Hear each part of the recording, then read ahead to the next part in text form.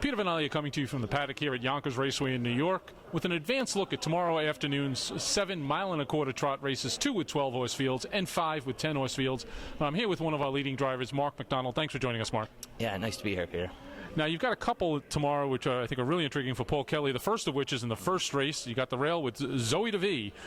You drive for him frequently. He was a really easy front-end winner last try at this very level, and a strong closing second in his last versus better. Now, he drops, gets the rail, and looks like it might be tough tomorrow. Yeah, he should be really tough. He just got beat last week. One more step, he was a winner. He's a consistent, good trotter. He's been a good 4-year-old. He was a good purchase, and you know, 4-year-olds, as they get later on in the year, they tend to get a little bit better. So I'm expecting him to be really good tomorrow off the rail. Hopefully, we'll get him in a good spot. Maybe be able to make a second move with him to the lead, and hopefully, we won't be able to catch him. There you go. Yeah, it's actually a very interesting field, though. You have a horse like Not Afraid drawn to his immediate outside. It's a really solid non-winners of 18, but you must have some extra confidence when you sit behind one of Paul Kelly's horses. Yeah, he does a great job with his trotters. You know, they're always consistent. That's one thing about them. You can kind of count on them. They're like kind of like a Timex. They keep on ticking. They show up every week, and you know what? If they're not on top of their game, they're not here. So you know, you can always really count on them. Very consistent trainer. Now, in the second race from the 3-hole, you're driving for trainer Mark Ford Fondant. Now, you've driven this one a couple of times at this level, including a solid 4th at this level from the 7-hole. Tell us about him. This trotter was really good. Is Ted Wingbottom. Teddy Wing owns the trotter. He's used to be a top driver out here, and he kind of helps Mark with him, and something to do. He's retired now, but he had this trotter the first time I raced him out here. He was a really good 4th, and I really liked the horse. He took him to Pocono, and he took a life mark of 54, and then he brought him back here, and he made a break his next start. So he had some issues with him. I actually talked to Teddy today. He had the blacksmith, Chuck Cable, who did the shoeing on him when he first bought him, come back, did a bunch of work on his feet this week, and the horse trained really good. So I think Fondant, he's a little bit better than he shows on paper, so it could be a little value there. Well, that's good. Maybe they've straightened out the issue that caused the break. And again, back to the Kelly barn here in race 3, a horse you've certainly driven a lot this year, Crazy About Pat. You've been aboard in his two most recent wins. I was against the lesser. How do you think he stacks up against the open types? He's actually beat these open horses in the mile-and-a-quarter. You know, back earlier on a few months ago. He's a really high-speed trotter. He needs a trip. You know, he's a better follower than a leader. He can win in a softer crew with cheap fractions, but in this bunch, if he could get a trip where he could follow the whole way, and that's the way he beat them out here before. He beat you know, all of them with a trip and moving late. You know, if I can keep him close without using them, you know, he'll be there late. All right. Now, in the 4th race, you're driving from the 6-hole Swish and Flick. You've cost me money the last 2 races with this one.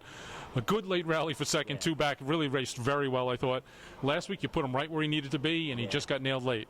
Yeah, I think I made a bit of a driver error there. I wish I had stayed in the 2-hole, actually. I removed him to the lead and her to the lead, and she didn't settle down, and you know, the horse that I removed on ended up getting my 2-hole trip and beat me in the passing lane. I think I should have left good enough alone and stayed in the 2-hole. I think that would have been my win in the passing lane, but that always has a lot of trot late. Really like that horse, especially I think in a distance race it'd be really good. Yeah, I was going to say, despite the fact that he got caught late, it doesn't seem like the distance is a problem at all for this one. No, this horse is a really nice horse, and he's in a class where he can win. Now in race 5, you've unfortunately got the 8-hole with expressive action for trainer John Grasso. Now you've driven this one a number of times this year. A solid second from the 10-hole, 1 notch up, 2 back at this distance. That was a really big effort. Yeah, it was. You know, he was out real early, you know, just coming out of the first turn, and cleared, and the horse that followed me just beat me, but he raced really good. This is a really nice horse, a really good-looking, handsome, good-looking trotter, and big, strong horse, probably a little bit better in the distance races. Now, this is one, does it have enough speed to overcome the 7-hole, especially with the 2 trailers, or at least able to float out a bit? Yeah, I mean, I'm going to try and get him positioned. I don't think this horse tries a whole lot if he's not up close. That's why I had him on the move early last time. So, you know, I'm going to try and put him in the race. You know, I'm going to try and, you know, leave out of there and get position. And if I can't get a spot, I'm going to just keep on going with him and see what happens.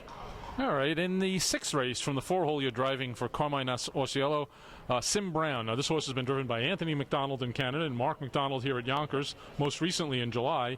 Now, this horse is just 1 for 15 on the year, but that win came with you aboard at this level. Tell us about him. Yeah, and it was in a mile and a quarter race too. You know, Sim Brown likes to sit in, and he's actually raced extremely well in these mile and a quarter races. Likes to sit in, and he likes to come up the rail. He's got a really. He actually, I think he's a little bit better in these mile and a quarter races because for whatever reason he's always got a lot of trot late up the inside. So you know, look for him to be closing late on the rail, and you know, that's how he's win in these type of races before, and that's what he'll be doing again tomorrow. No, he's third behind the razor sharp Scottish Cross on his last. How are you going to turn the tables on that one? I'm just going to hope he gets tired and I can catch him late. This horse, you know, he pulls up a little bit and his attitude just a little bit finicky. So these mile and a quarter races kind of help him a little bit. They really do. All right, and finally in the 7th of our mile and a quarter trot races, you're driving Lucas Hall from the 3-hole, again for trainer Mark Ford. Just missed at this distance, 2 back. Tell us about that effort.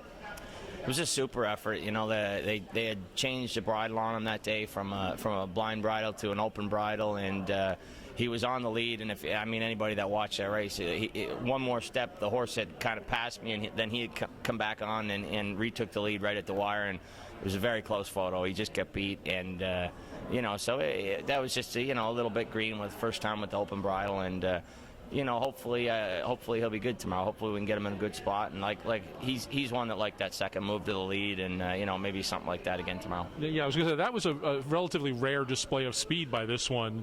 You think he has enough speed for you to use in this particular spot? Again, 3-hole on in the 7th race. Yeah, absolutely. You know, I think that's the way he seemed to race the best, so that's the way I'm going to try and race him again.